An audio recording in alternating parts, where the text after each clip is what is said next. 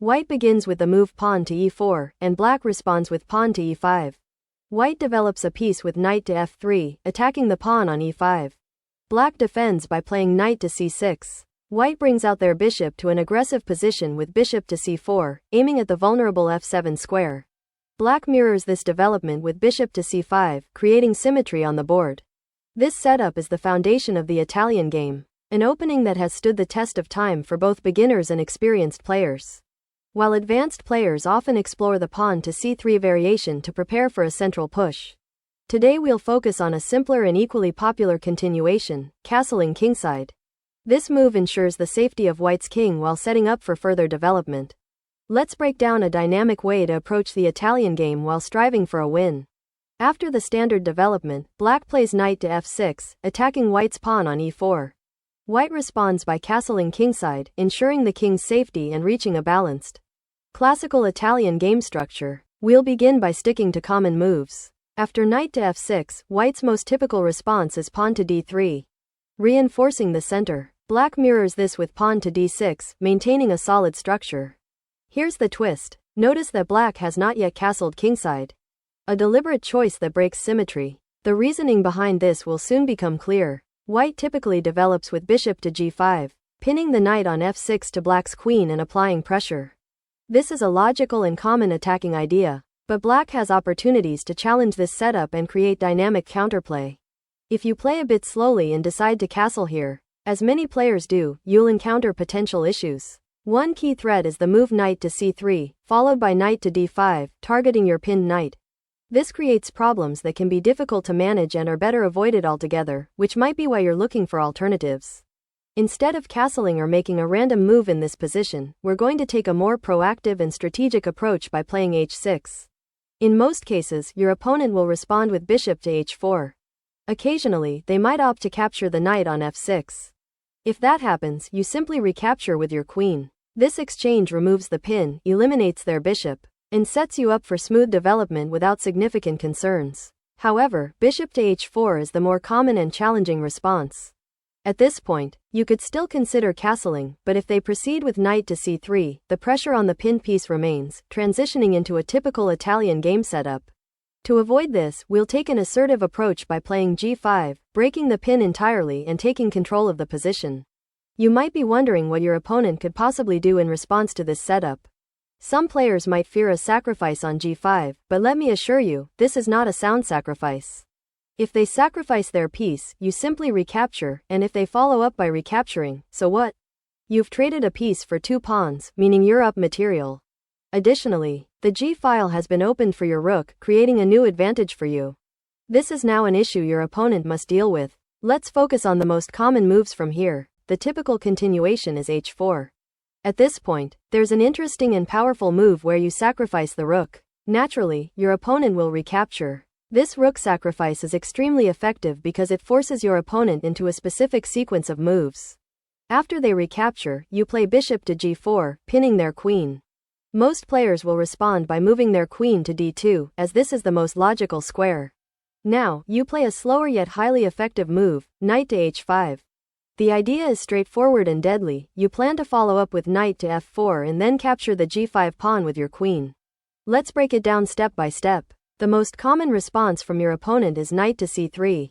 You respond with knight to f4, targeting critical squares around their king. Most players will then play g3 to attack your knight. At this point, you ignore the threat to your knight and capture the g5 pawn with your queen. If your opponent takes the knight on f4, no problem, you simply recapture. From here, the game transitions into an unavoidable checkmate scenario. For example, if your opponent plays a random passive move like a3, you deliver bishop to f3, placing the king in check. Once the king moves, you immediately deliver checkmate. Even if your opponent avoids a3, their options are limited.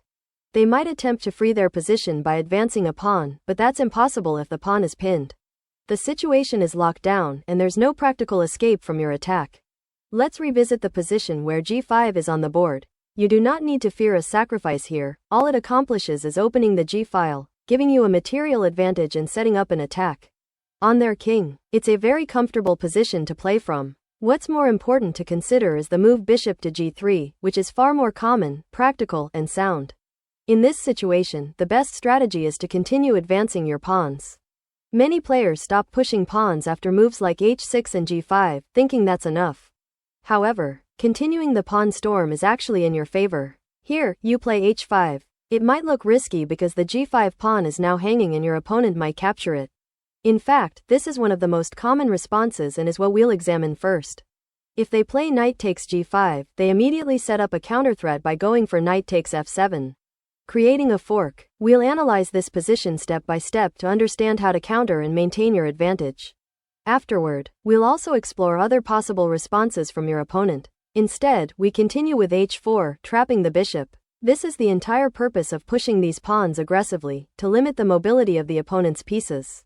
Predictably, your opponent might respond with knight takes f7, creating immediate pressure. Here's an important tip: do not leave your queen hanging. While it is technically possible to play perfectly and take the bishop, losing your queen is generally not ideal. So, the best move is to play queen to e7.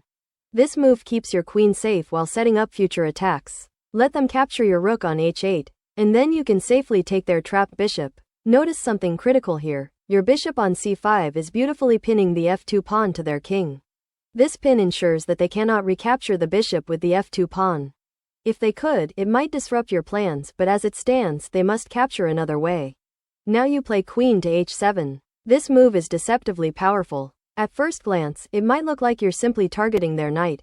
Most opponents will try to save the knight by moving it to f7, assuming they've avoided any immediate threats. That's when you reveal your true intentions with knight to g4, setting up a decisive attack. The key threat? Queen to h2, delivering checkmate in one. This sequence demonstrates the strength of your pawn storm and tactical play, leaving your opponent with no escape. The only way for your opponent to prevent the checkmate is by giving up their queen, which is objectively their best move. By sacrificing the queen, they save themselves. And while you're technically only up 1 point of material after the exchange, the position tells a different story. In this scenario, your pieces are incredibly active. It feels like you have a significant advantage beyond the material count. If you can activate your rook, the position becomes even stronger. For example, a move like king to e7, followed by rook to f8, could easily bring your rook into the attack. Your attack is far from over, and the fact that your opponent no longer has their most powerful piece, the queen, is a massive benefit. This is a great continuation, but let's go back to an earlier position where we played h5. Not all opponents will opt to take the knight. While it may seem like a bold move for them, sacrificing their bishop in this way is also risky from their perspective. Some players will avoid this entirely, either out of caution or because they've anticipated the threats ahead, though this is less common. Now, let's briefly examine an alternative move, h3. Giving their bishop an escape square, your plan remains the same: keep pushing pawns. Force the bishop to retreat to h2, and then continue with g4. The key detail here is their h3 pawn, which makes g4 incredibly strong. If they don't capture the pawn, you will, gaining an even stronger position. If they do capture, it's still favorable for you because it helps develop your bishop, bringing another piece into the attack while introducing threats like a pin on the h3 pawn. This puts white in a pick your poison situation. If they capture, they assist your development. If they don't, you maintain your initiative. Most players will return to the idea of knight to g5, targeting f7 and threatening a fork, similar to the earlier continuation. This move looks appealing for white but plays right into your strategy, keeping your attack alive and dangerous.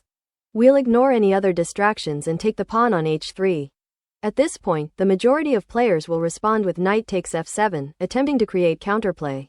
A quick note: bishop takes f7 plus doesn't pose a serious threat, as you can simply move your king out of check and remain safe.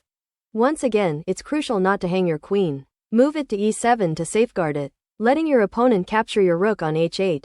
This leads to a position similar to earlier lines. Now, bring your queen to g7, immediately threatening a checkmate in one move. You're technically down a rook, but the position doesn't feel that way, especially if they fail to prevent checkmate. Most opponents will play g3 to create some breathing room. You simply capture, and just like in other variations, take note of your c5 bishop pinning the f2 pawn to their king. This pin is invaluable and supports your attack. At this stage, you're threatening to capture their bishop with check and follow up with queen to g2, delivering checkmate. Thanks for watching.